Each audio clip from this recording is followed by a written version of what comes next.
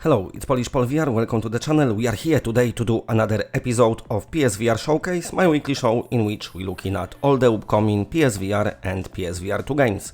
So, maybe let's get started, and today we're gonna begin from the officially confirmed by Sony PlayStation VR 2 title, which is Horizon Call of the Mountain. They only showed a little short teaser, but when you look at the environment and what's happening around it and how beautiful everything looks, it just shows that we are up for a treat when PSVR 2 releases. Hi everyone, I'm Jan-Bart van Beek. I'm one of the studio directors at Guerrilla.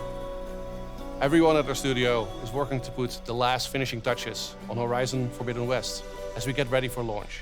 We're all very excited and can't wait to get the game into your hands on the 18th of February. It's only a few more weeks. Now, as you join Aloy on her journey into the Forbidden West, it's great to know that this is not the final frontier of the world of Horizon. In fact, it's only the beginning. Our teams have also been working on a brand new game set in the world of Horizon, which we are very proud to announce. And so today, we'd like to tell you that we're creating a unique new Horizon experience. One that has been built from the ground up for PlayStation's next-gen VR hardware. It's been designed to push gameplay, technology and hardware innovation. And it truly shows what's possible with the hardware's best-in-class visual experience and brand new controllers. Allowing you to interact and feel immersed in the world of Horizon in a whole new way. Now please enjoy this glimpse into our new adventure. Welcome to Horizon Call of the Mountain.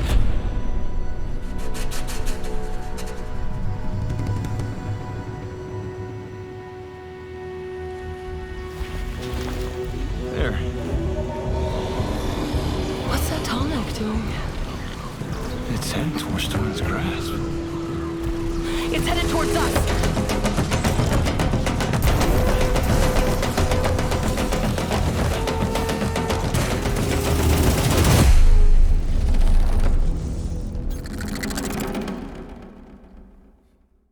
And now moving on from the trailer for an amazing game to the trailer where I don't know, the game might be good and the trailer might be very, very bad. I have no idea, but anyway, this is Alien Realm, lately announced on PlayStation official YouTube channel, and I must say, well, it is what it is.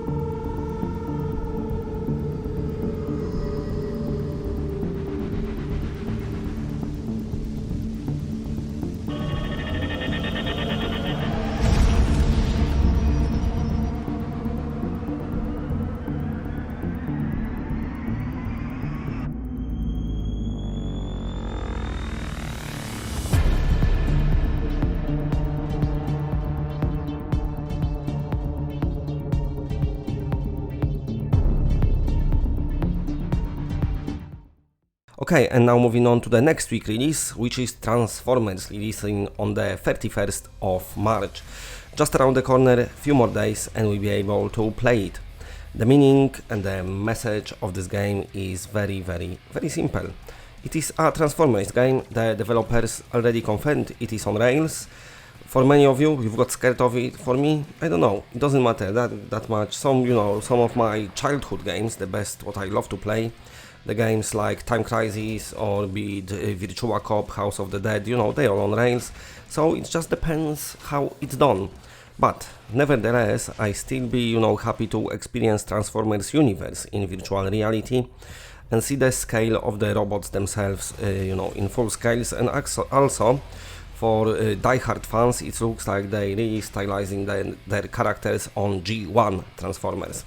So that might be cool, we just have to wait and see, of course, on the channel. As soon as the game is out, as soon as I can, let's say, I'll be playing it and reviewing it, but looking good. Okay, moving on to the another game releasing very soon on the Oculus Quest, but also coming to PlayStation VR. This is Cooking Simulator. Now, PSVR doesn't have the release date, all we know is gonna release after the Quest version. Now, As far as I know, I think Quest is end of April, I can't remember now. So Cooking Simulator for PSVR might be a bit later than that. And of course, you want to know the meaning and the message. And the meaning and the message in this game is very simple. As you can see, it's a game where you cook. Of course, the things can go wrong, and of course you need to stick to the recipes, the correct ones, to cook correctly. And probably, on time. Me, as a chef, one of those games what I might check out, because that's what I do for a living, I cook. So Cooking Simulator coming soon, hopefully soon to PlayStation VR. Now, we had PSVR 2 at the beginning of the video, which was Horizon Call of the Mountain, and now we've got yet another PSVR 2 game already confirmed, and this is Samurai Slaughterhouse.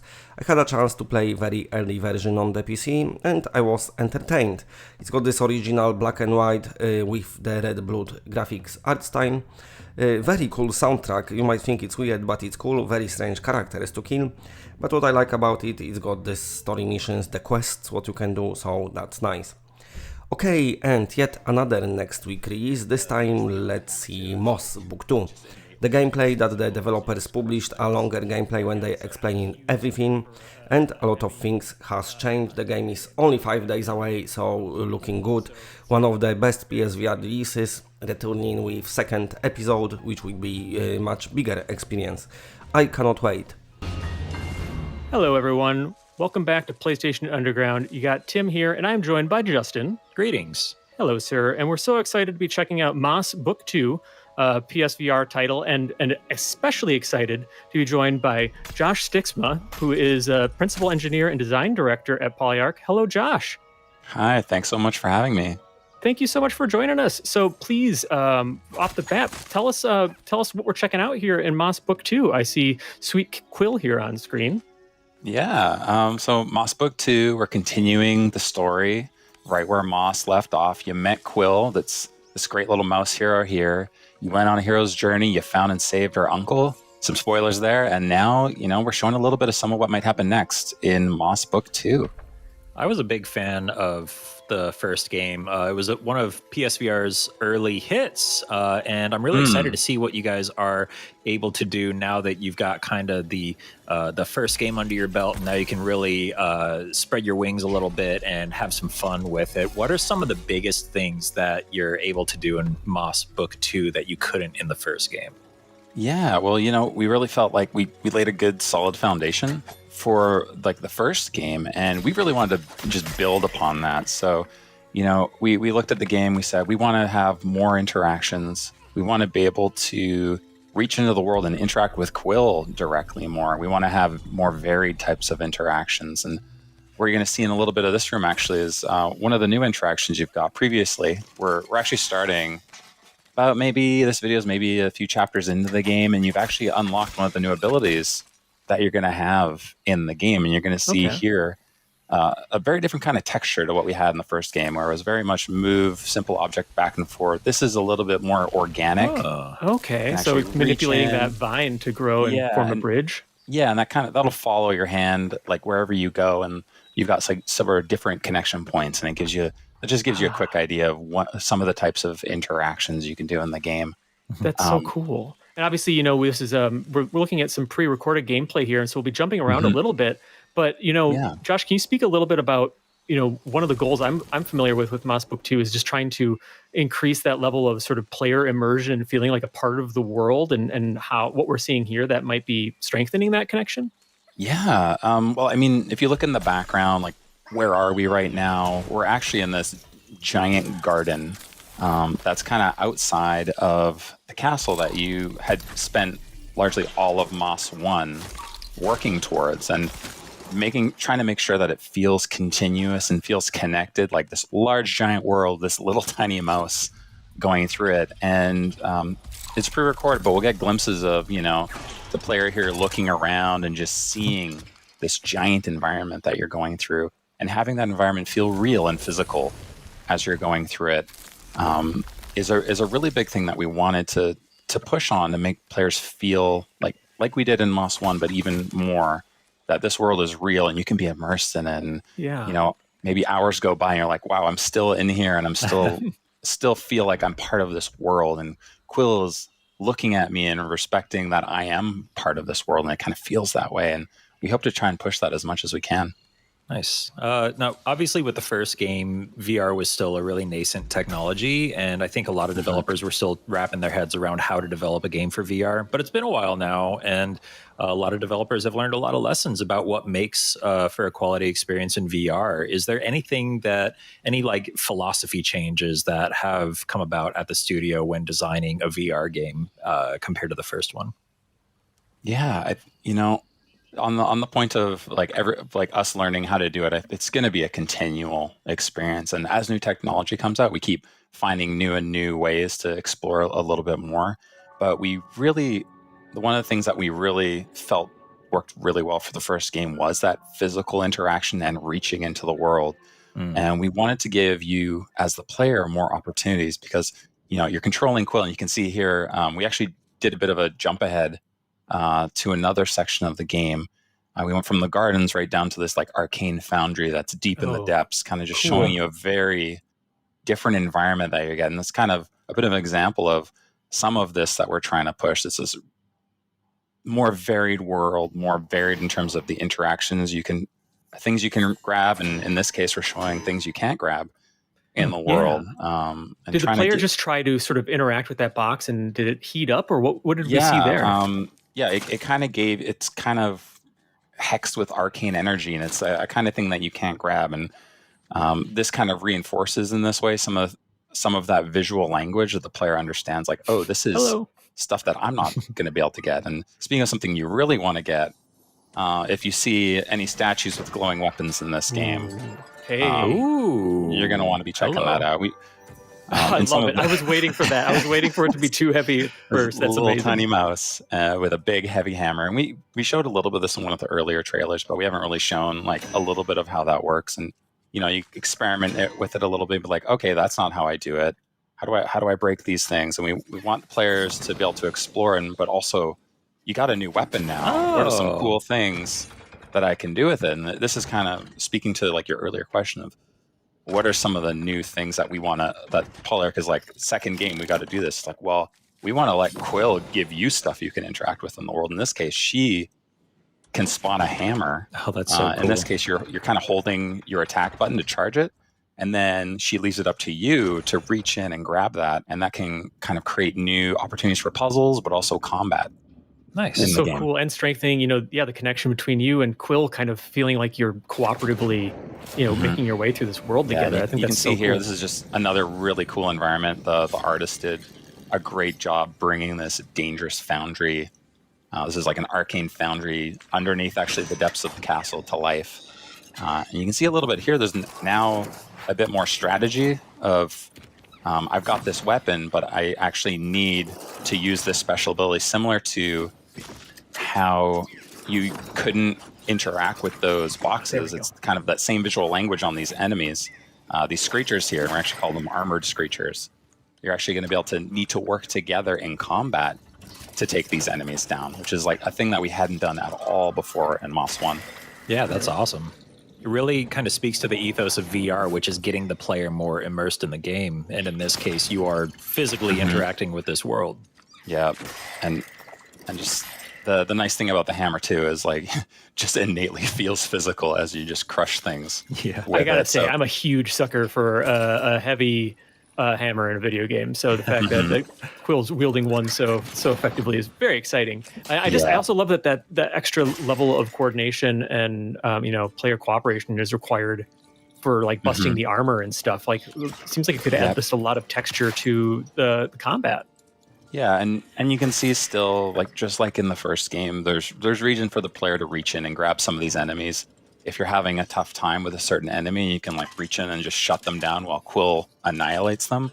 And just like in the first game, sometimes reaching in and grabbing them can be a benefit because you can actually use them to fight each other. Nice. Here we're actually seeing another one of kind of the newer enemies in Moss 2, call this one the Bomber. Just kind of more like, kind of sets up like a tank from a distance and lodges these little self-destructible mines.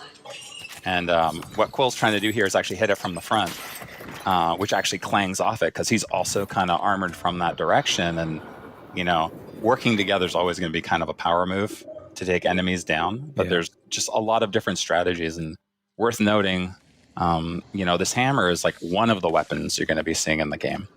Yeah. So we're really excited to show off some of the cool things you can do for combat, but also the cool things we can do with puzzles, because you have access to this thing. We've kind of shown like the simple, like I can get up an elevator, but also like, how do I get through a more complicated traversal space and using this hammer as well?